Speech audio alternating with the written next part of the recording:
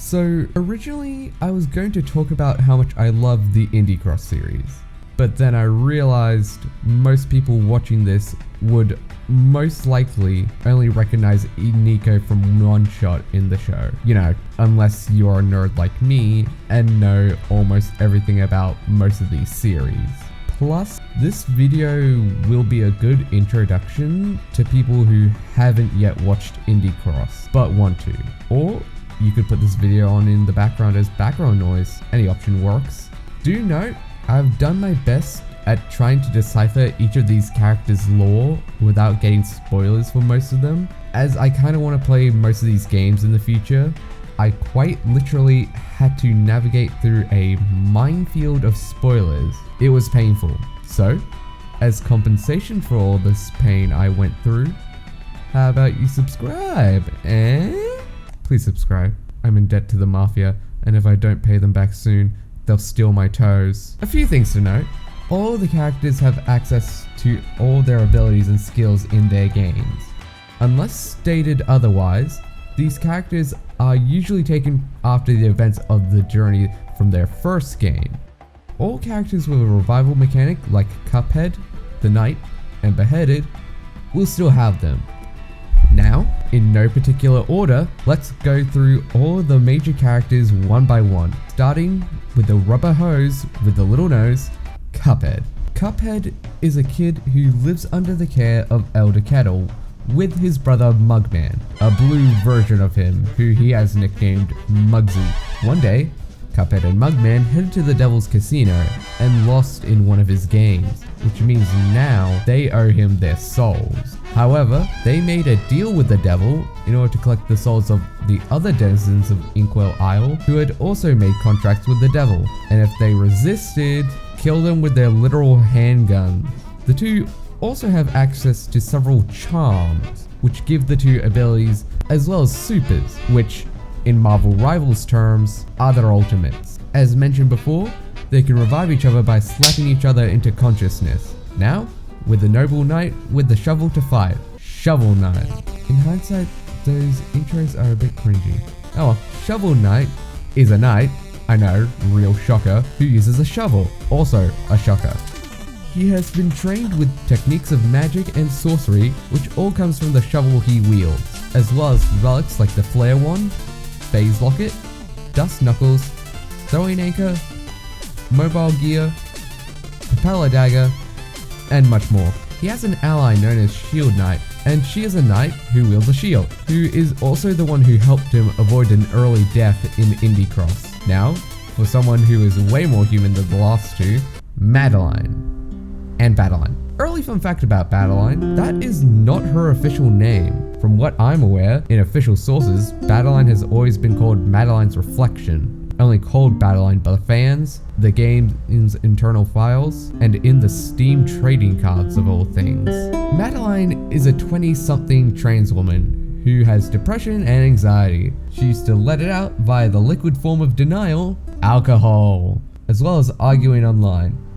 This is until she came to Mount Celeste to climb it and attempt to conquer her depression, anxiety, and doubt along with it. When she arrived at this mountain, she gained wild superpowers such as a dash which changes her hair color. Neat! Here is also where she met Badeline, an internal reflection of Madeline, her pragmatic side as she puts it, essentially an entity made of Madeline's depression, doubt, and anxiety, who is trying to protect her. Now, for the character who has the most scuffed lore to discuss, second most, the Knight. Also referred to as the Little Ghost by Hornet. The Knight was created when the Pale King came to Hollownest, at first in the form of a worm, a creature which wishes to be worshipped by other beings. Do you think actual worms wish to be worshipped by other beings? Weird side note. The Pale King spread his influence via making all of the bugs of Hollownest smarter. He eventually made the White Lady his wife. However, his influence spread so far that the Moth tribe abandoned their old deity, the Radiance, which caused the Radiance to infect every bug it could through the bug's dreams. So, the Pale King, in response, got down to clan with his wife during a kingdom-wide apocalypse. This is so he could create hundreds of offspring, making them with the substance called void, which opposed the radiance. The Pale King then trained these vessels to become without emotion, creating the Hollow Knight, who was used to imprison the radiance, which worked, until it didn't. Then, the rest of the vessels began climbing out of the pit they were left in order to destroy and seal the radiance, which is where the Knight comes in, as he is the only one hollow enough, and the only one controlled by the player, to seal the radiance. Be prepared for this next one. We are delving into the deep end of lore. Frisk. Frisk is a child who fell into the underground and is trying to escape. Through the help of a star which gives them determination, they are able to heal. Now, in Undertale, there are two different routes. There's the pacifist route, where Frisk doesn't harm a single soul. Oh, they're just a good little kid. They give flowers to everyone. And then there's the genocide route. You kill everyone you want to. You kill anyone you can. You make sure there are no survivors. And a flower talks to you over your shoulder and becomes that little devil on your shoulder saying that you can't do stuff. So, it seems Frisk is choosing genocide here. This kid is killing everything they see for reasons. Now, for a much easier metagame character to explain, Nico. Now, for Nico, watch my one-shot video. This has almost nothing lore related in it. I'm just very proud of the video. But now, for the lore, Nico is a child who was plucked out of her world and put into the decaying world by the entity, presumably while she slept. According to Prophetbot, she is the child of the prophecy, the Messiah, who, with the help of the decaying world's god, will need to return the son she found in the basement of the house she woke up in, to the world tower to restore the decaying world.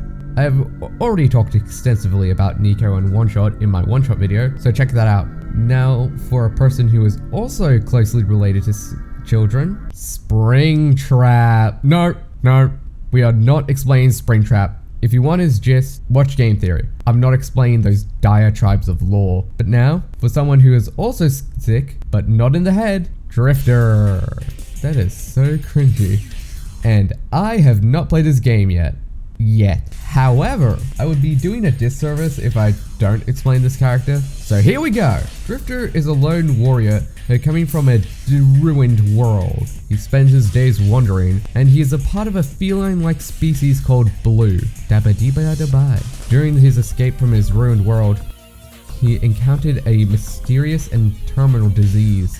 The disease occasionally forces him to take siestas, as well as having lovely hallucinations, often depicting his death. He has a small drone buddy, as well as several stims to keep him topped up in health. He has a hard light sword and a plasma pistol, as well as EMP grenades, which is especially useful when going up against robots. And this man does not have any sus things at all. Definitely no suspicious artwork, not a single one. And that is all you need to know about Indie Cross going in. Of course, there will be a lot of other characters that show up that you will need to search up and research on, and this video will most likely become outdated. But for now, this is all you need to know about Indie Cross before going in. Right, bye.